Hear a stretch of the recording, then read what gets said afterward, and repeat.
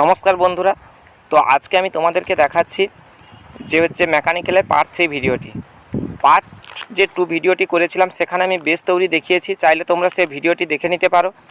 তো আজকে এই পার্ট 3তে আমি দেখাবো যে মেকানিক্যাল যে ডিজাইনটি, সেই ডিজাইনের মাপটি আমি তোমাদেরকে বিস্তারিত বলছি। দেখুন, এই যে রাউন্ডটি করেছি, এই রাউন্ডটি আমি 41 ইঞ্চি নিয়েছি। চাইলে কম বেশি 1-2 ইঞ্চি কম বেশি হলে কোনো অসুবিধা নেই। এরপরেরটা নিয়েছি আমি 33 ইঞ্চি টোটাল যে ভিতরের যে অংশটি, এবং এই ডিজাইনটির ঠিক নিচের দিকে নিয়েছি আমি 19 ইঞ্চি, এবং ভিতরের যে মাপটি আছে সেটি নিয়েছি আমি হচ্ছে তোমার 16 ইঞ্চি।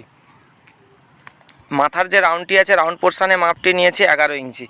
তো এইভাবেই কিন্তু আমি সমস্ত মাপগুলি রেখেছি। এবার তোমরা চাইলে তোমাদের মতো করেই করতে পারো। এরপরে এর ভিতরে আমি একটি ফুল তৈরি করেছি।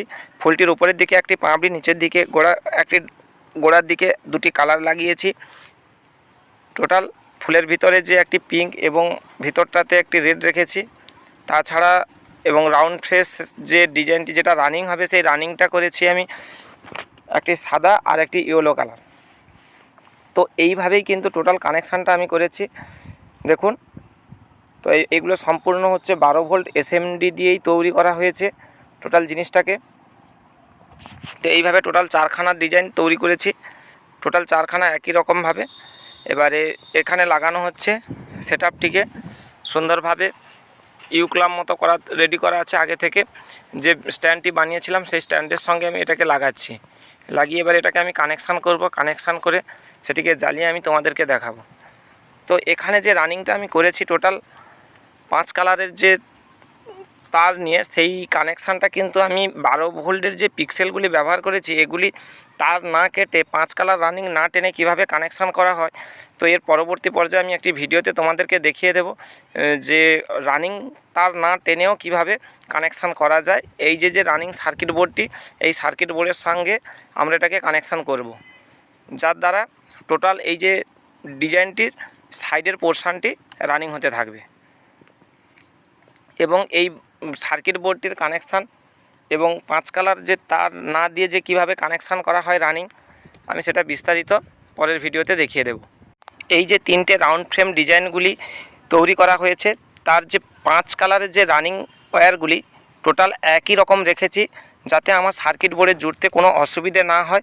এবং যেগুলি কনস্ট্যান্ট জ্বলবে সেটিকে একই রকমভাবে রেখেছি, তাতে জোড়ার সুবিধার্থে।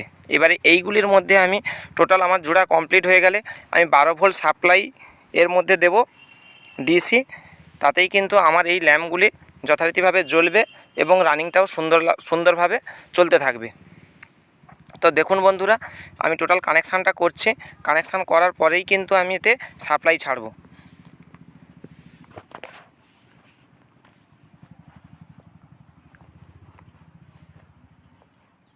তাছাড়া তোমরা কানেকশান করতে গিয়ে কিংবা কোথাও যদি কোনো সমস্যা থাকে আমাকে কমেন্ট করে জানাবে, তাহলে আমি তোমাদেরকে সেই কমেন্টের উত্তর যথারীতিভাবে দিয়ে দেব।